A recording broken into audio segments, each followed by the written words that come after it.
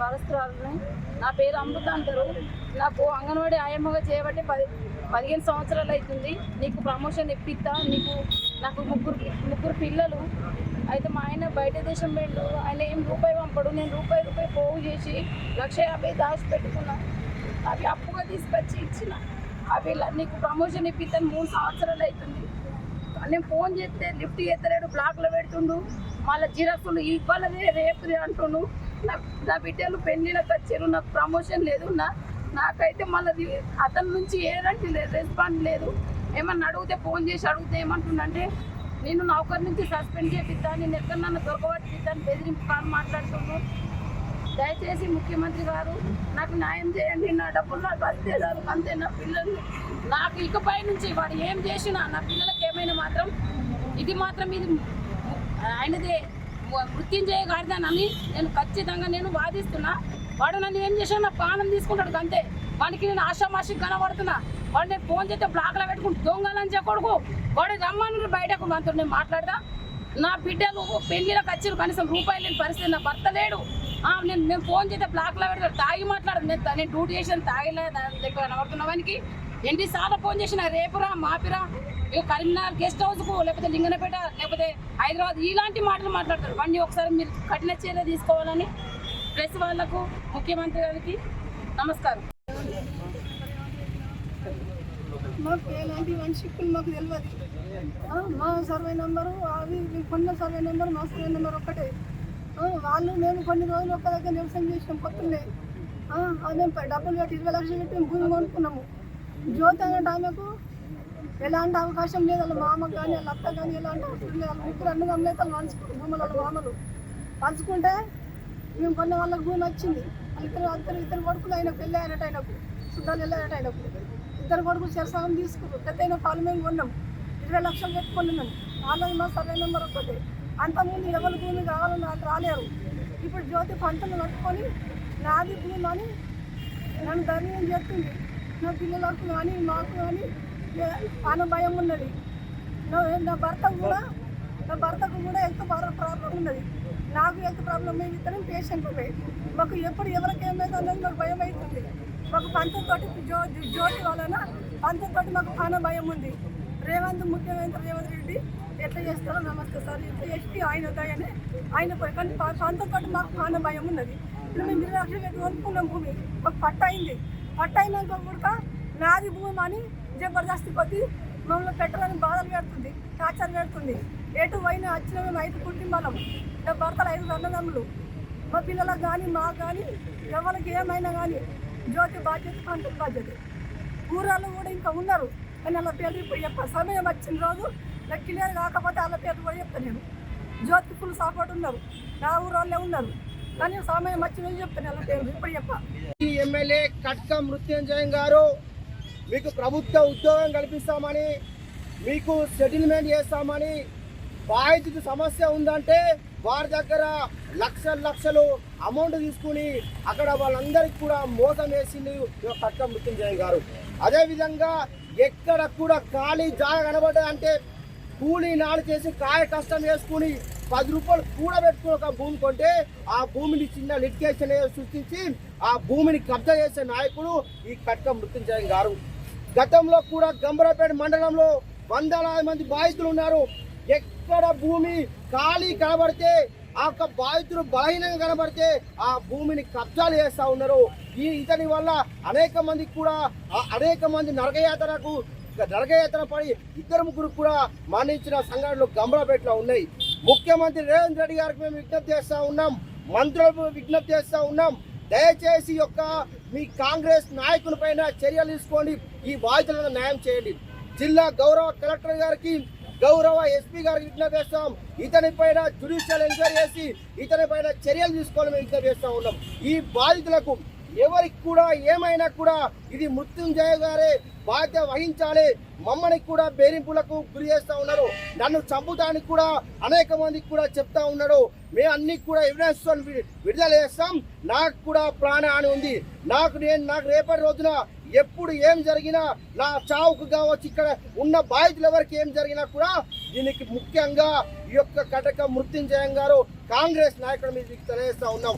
దయచేసి రేవంత్ రెడ్డి గారు దీని మీద స్పందించాలి. మీ ప్రజా పరిపాలన అన్నారు కదా, ఇక్కడ కాంగ్రెస్ నాయకుడు, ఇక్కడ మాజీ ఎమ్మెల్యే అరాచకాలు వేస్తున్నారు. ఇక్కడ కూడా ఈ ప్రజలందరూ న్యాయం చేయాలి. అప్పుడే మేమందరం కూడా మీకు ధన్యవాదాలు తెలియజేస్తాం. అప్పటి వరకు మా ఉద్యమం కొనసాగుతుంది. ఇక్కడ ఎవరికేం జరిగినా ఆయన బాధ్యత వహించాలి.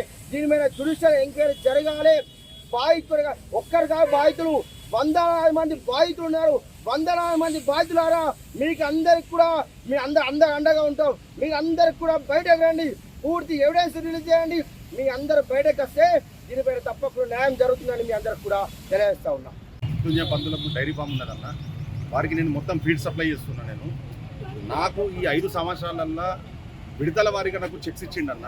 అంటే దాన పంపించినప్పలా నాకు చెక్స్ ఇచ్చిండు. దాని తర్వాత డబ్బులు ఇవ్వకపోవడము, విడతల వారిగా చెక్స్ ఇచ్చి ఇప్పుడు లాస్ట్కి అమౌంట్ వచ్చేసరికి నన్ను చాలా అంటే చాలా భయపడిస్తుందన్న. ఏమనంటే పోలీస్ స్టేషన్లో కంప్లైంట్ ఇస్తా అంటాడు, లేదంటే ఈ సంగతి చూస్తా అని చెప్పి చెప్తాడు. మా కుటుంబం మధ్య చాలా భయపడుతున్నారన్న. నాకు ఇంచుమించు 20 లక్షల రూపాయలు రావాలన్నా. నేను ఇప్పటికీ 4 సంవత్సరాలలో ఇంచుమించు ఒక 400 సార్లు గంభీరావుపేటకి వెళ్ళడం జరిగింది. నేను ఎంతవరకు ఆయనను బతిమిలాడాలని అంతవరకు బతిమిలాడినా. నా దగ్గర ప్రతి ఒక్క ఆధారం ఉందన్న. నా దగ్గర ఆయనకు సంబంధించిన చెక్కులు ఉన్నాయి, నేను పంపించిన బిల్స్ ఉన్నాయి. ఆయనకు మొత్తం ఎన్ని కాల్ రికార్డింగ్స్ ఉన్నాయో అన్ని కాల్ రికార్డింగ్స్ ఉన్నాయన్న. ఆయన మాత్రం నాకు ఎంత భయం అంటే అంత భయం. నాకు తన గురించి తెలియదు, ఏం తెలియదు అన్న. నాది కామారెడ్డి, నాది గంభీరావుపేటకి వెళ్దామంటే కూడా ఇప్పుడు నాకు భయం అవుతుందన్న. నాకు నిన్న కూడా మొన్న ఎల్లారెడ్డిపేట పోలీస్ స్టేషన్ రమ్మంటే కూడా పోలీస్ స్టేషన్ పోయినా నా వివరణ మొత్తం ఇచ్చిన అన్న. దయచేసి మీడియా మిత్రులకు నేను నా చేతులు నమస్కారం ఇస్తున్నా. ముఖ్యమంత్రి రేవంత్ రెడ్డి కూడా ఇస్తున్నా. నేను కూడా కాంగ్రెస్ లీడర్, నేను కామారెడ్డిలా.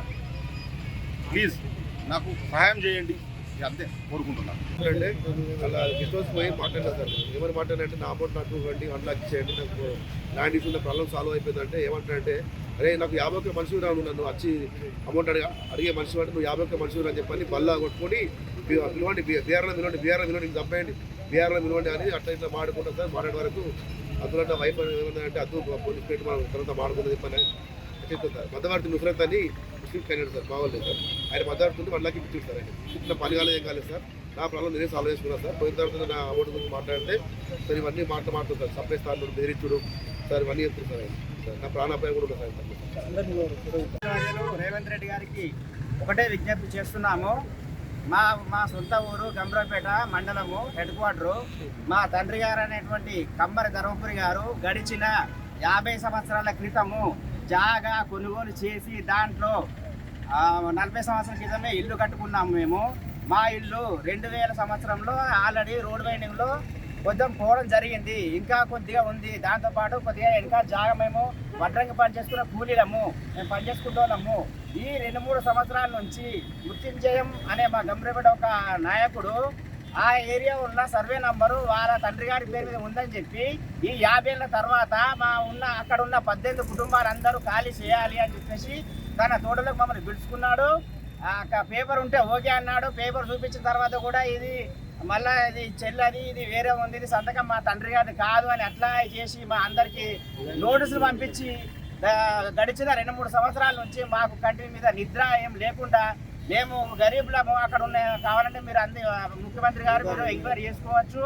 మేము ఇప్పుడు కాదు, ముస్తాఫా నుంచి మొదలు పెడితే లింగనపేట దోసులగూడెం దాకా ప్రతి మనిషిని ఎంక్వైరీ చేయొచ్చు. మా తండ్రి గారు కమ్మరి పని చేస్తూ ఎంతోమంది రైతులకు వారి నాగళ్ళు కానీ వాళ్ళకు అన్నిటికి సంబంధించి అక్కడ ఉన్న ఏరియా అందరినీ తప్పకుండా ఎంక్వైరీ చేయగలరు. నేను పుట్టిన నా వయసు ఇప్పుడు 45 సంవత్సరాలు. ఈ 45 సంవత్సరాల వయసులో నా తండ్రి కట్టున్న ఇల్లుని ఇలా బుల్డోజర్లతో కూలగొట్టి ఏదో చేస్తామంటే మాకు చావు తప్ప ఇంకో దారి లేదు. నేను ఇలా ఒక నిరుద్యోగిని. నాకున్న ఆస్తి నా తండ్రి గారు సంపాదించినటువంటి ఆ యొక్క ఆస్తి మాత్రమే. మేము ఎవరిది కబ్జా నా కొడుకులం కాదు, గరీబులో మేమంతా. ఇయ్యాల మా ఆస్తి మాకు దక్కకుండా నోటీసులు పంపించి మమ్మల్ని భయభ్రాంతకు గురి చేస్తుండ్రు. ఇయ్యాల 18 కుటుంబాలకు ఇక వచ్చింది ఇక్కడ 4 కుటుంబాలే, మిగతా 16-15 కుటుంబాలు ఎందుకు భయపడుతున్నాయి? వాళ్ళ ఆస్తి వాళ్ళు కాపాడలేకపోతే, మన తండ్రి వారసత్వం మనకు కాపాడలేకపోతే మనం ఉన్న చచ్చిన కిందకే లెక్క. మిగతా వాళ్ళందరూ ఏం చేస్తారు? మీ ఆస్తులను కాపాడుకోరి, ముందుకు రండి, బానిస బతుకులు బతకకండి. ఉంటే ఉంటాము, మనది మనం ఉంటాము. మనకు రాజ్యాంగం ఉన్నది, అంబేద్కర్ ఉన్నాడు, మన వ్యవస్థ ఉంది, గౌరవనీయులైన ముఖ్యమంత్రి గారు ఉన్నారు. ఇదే పార్టీలో ఉన్న మీ యొక్క నాయకుడు మమ్మల్ని ఇంత చిత్రహింసలు చేసుకుంటా మాకు తిన్న పేన పడతలేదు. గుంటుక నరసింహ అనే వ్యక్తి యొక్క తల్లిగారు గడిచిన సంవత్సరం క్రితము నోటీస్ రాగానే పాపం హార్ట్ అటాక్తో చచ్చిపోయింది ఆమె. అలాగే జిల్లా రాజా అనే వ్యక్తి వాళ్ళ కొడుకు 10-11 సంవత్సరాలు దుబాయ్లో కష్టం చేసుకుని వచ్చాడు, ఒక బంగ్లా కట్టుకున్నాడు. ఆ పిల్లాడు ఆ పిల్లు కూడా కాలేదు ఆయన పాపం. రోజు టెన్షన్ పడుతుంది నాకు చెప్తుండే, ఎందుకంటే నేను కూడా ఒక బాధ్యుని కాబట్టి, అదే సర్వే నంబర్లో మా ఇల్లు ఉంది కాబట్టి. ఆయన కూడా హార్ట్ అటాక్ దీనివల్ల మృతి చెందిండు. ఇట్లా మేము కూడా ఏదో ఒక రోజు పోవాల్సి వస్తుంది. గౌరవనీయులైన ముఖ్యమంత్రి గారు ఆలోచన చేయండి. మా గంభీరపేటలో మమ్మల్ని ఉండమంటారా, మరి ఏదన్నా తీసుకొని సావమంటారా? మరి ఈ నాయకులు చేయబట్టి ధన్యవాదాలు. నేను కూడా ఒక చదువుకునే వ్యక్తిని, నిరుద్యోగిని, అజ్ఞాని మాత్రం కాదు.